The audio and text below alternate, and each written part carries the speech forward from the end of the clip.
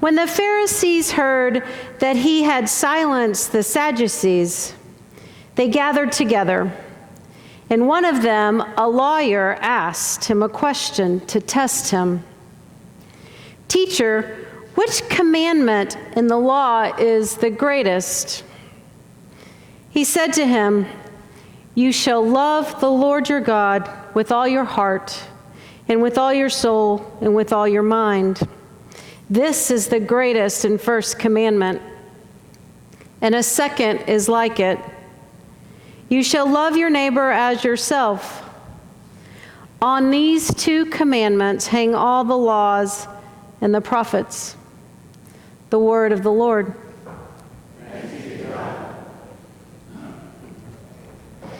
What a pleasure it is to be with you all this morning. I want to begin by offering you my thanks and to tell you how grateful I am for all of you. As the co-founder of Retreat House, I am grateful for your courage and willingness to say yes to something new. That you said yes when Lil approached you with this new ministry idea that she had.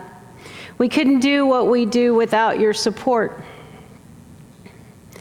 And I'm grateful for your courage and your willingness to have difficult conversations, to talk about gun violence prevention,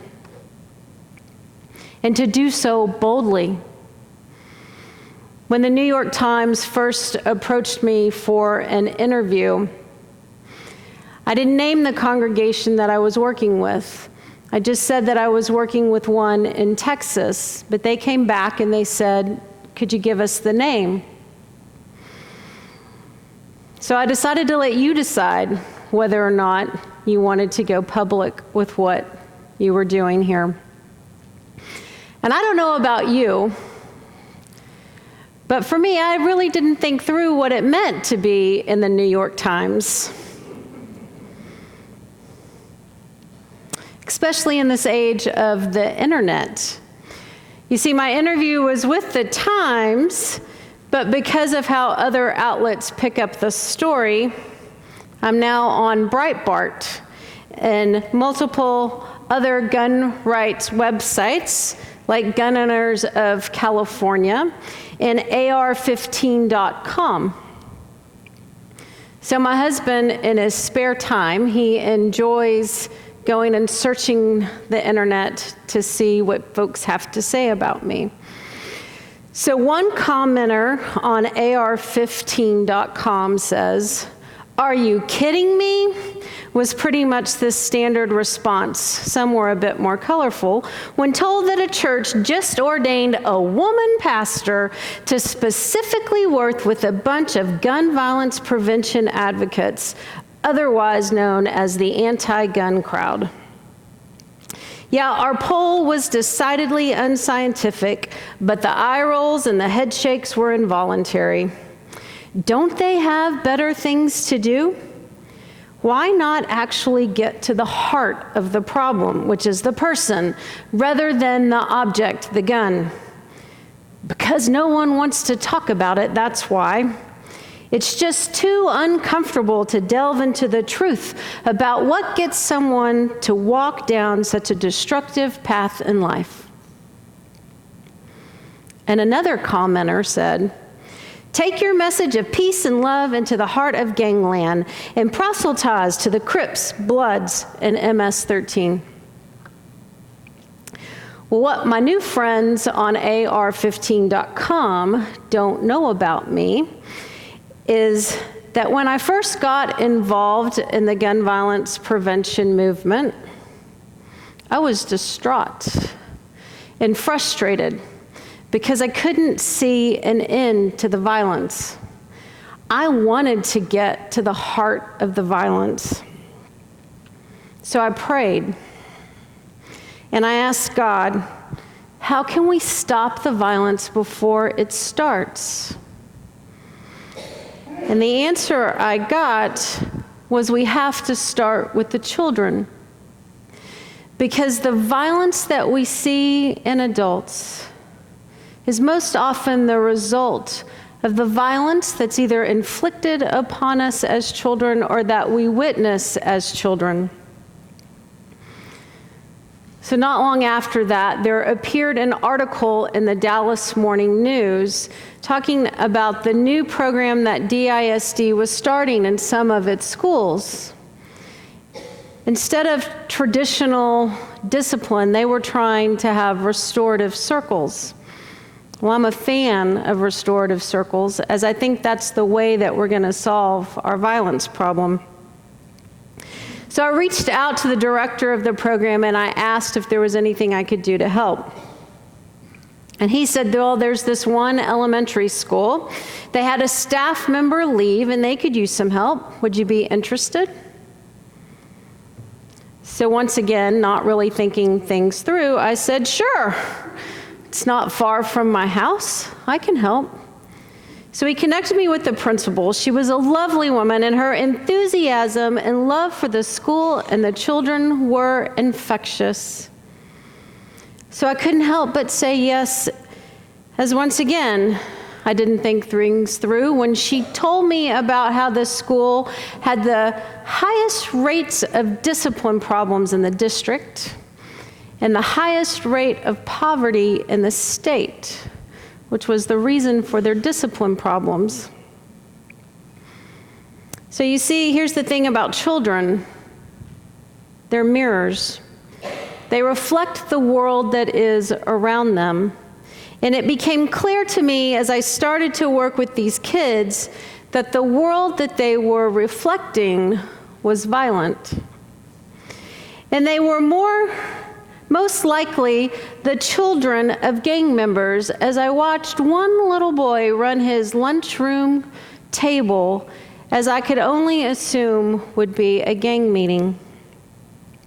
I was indeed in the heart of gangland, as my AR15.com friends say. So our passage today from Isaiah has a title in my Bibles called The Peaceful Kingdom. And it's called this because Isaiah holds for the people of Israel a vision of their future, something that they could not see where they currently were. Isaiah holds a vision that one day they will live in a kingdom where the poor will be judged with righteousness, the meek will be valued, enemies will come together and use words and diplomacy to solve their problems. And we will not hurt or destroy one another because we will be full of the knowledge of the Lord, and that a little child will lead us. When my son was younger, he really struggled with being organized. Clutter would throw him into a sense of helplessness. He wanted to keep his room clean, but he just couldn't do it. And trying to keep all of his stuff organized, well, it was just too hard for him. So one day, I decided to try an experiment. And I went in his room and I basically took everything out that wasn't furniture. And I put it all in a couple of boxes so that he could go to it and get something if he needed.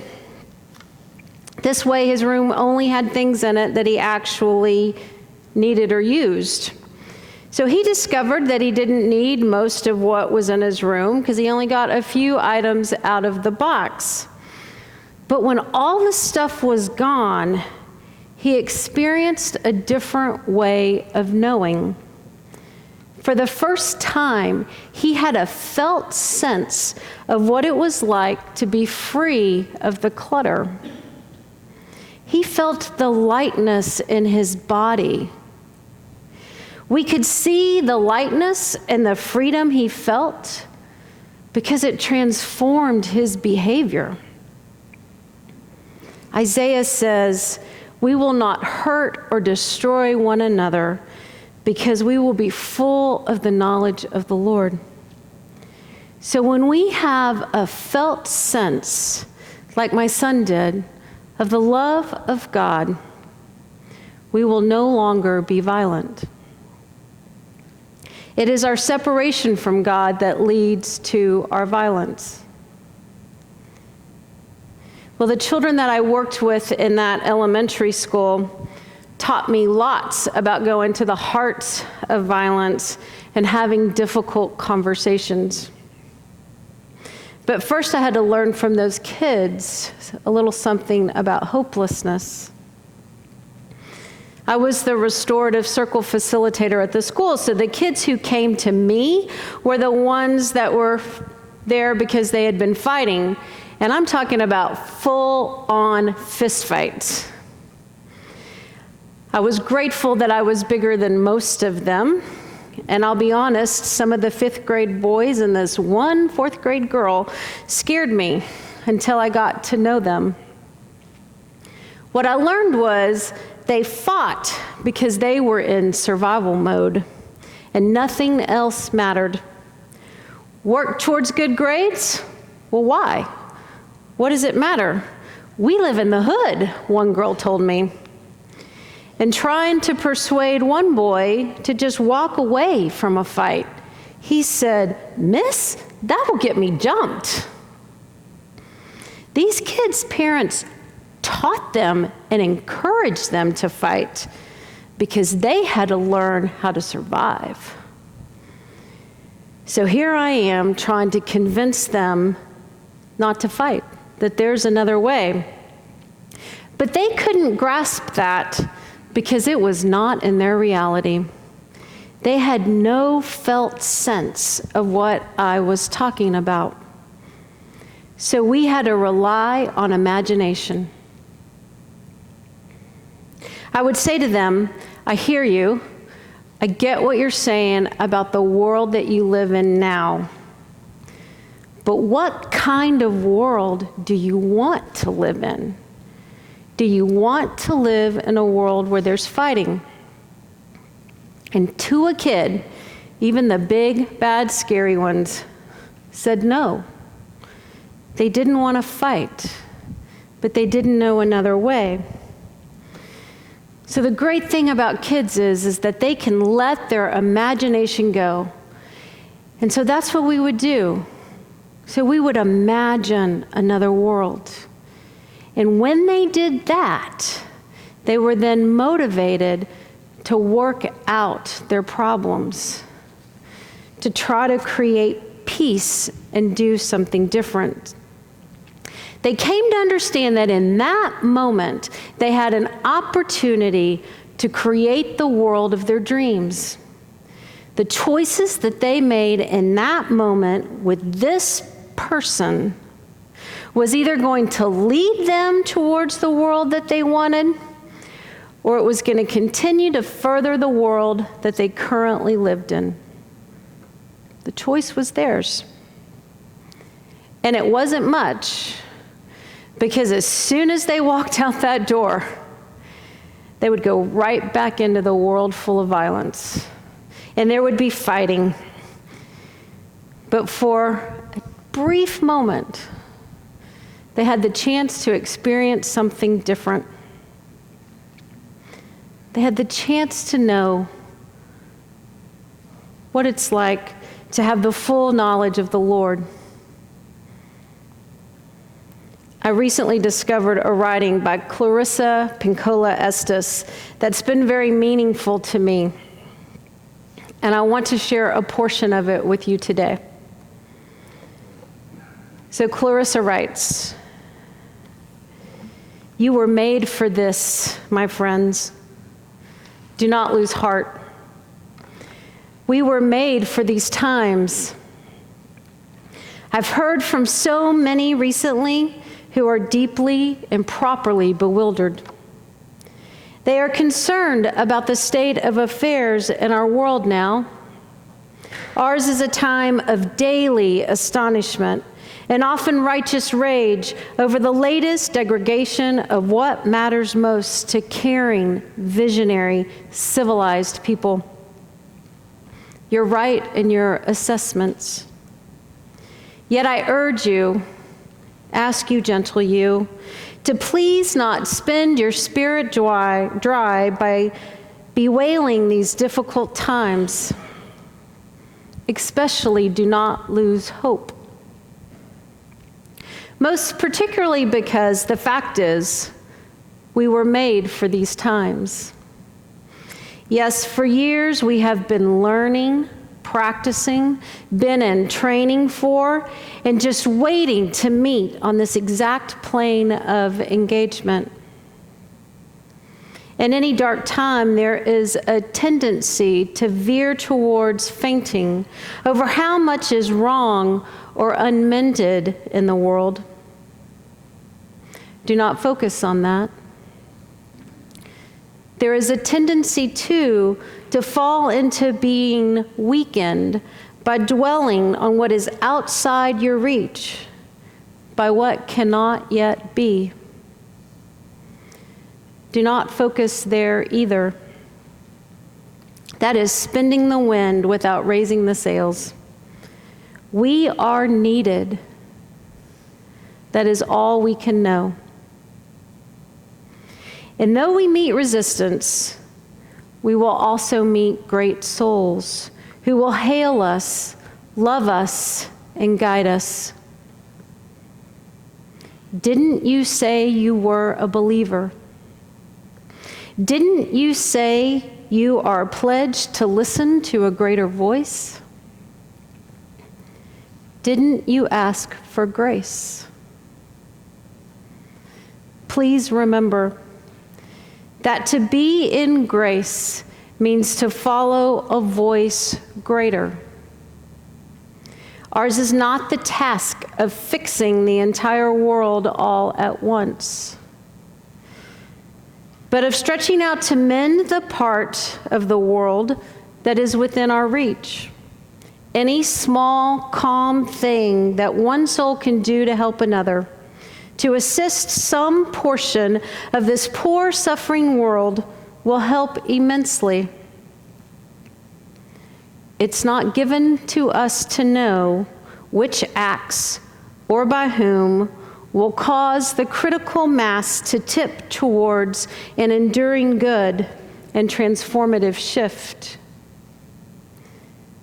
What is needed for dramatic change is an accumulation of acts, great and small, adding to, and adding more. There will often be times when you feel discouraged.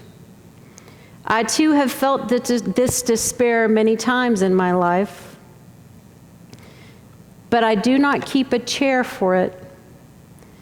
The reason is this: in my utmost bones, I know something, as do you.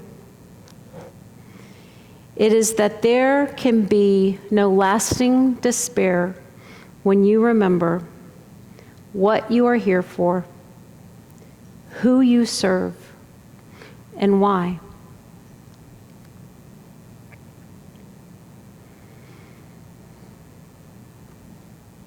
What am I here for? Well, I was recently ordained by this presbytery to be a minister of gun violence prevention. Who do I serve? I serve our Lord Jesus Christ. And Jesus says the greatest commandments are to love God and to love our neighbor. Those kids that I worked with and their families, they're our neighbors.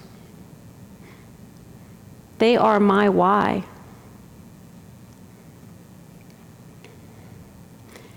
They are why I work to end gun violence. May you find your why to end gun violence too. Amen.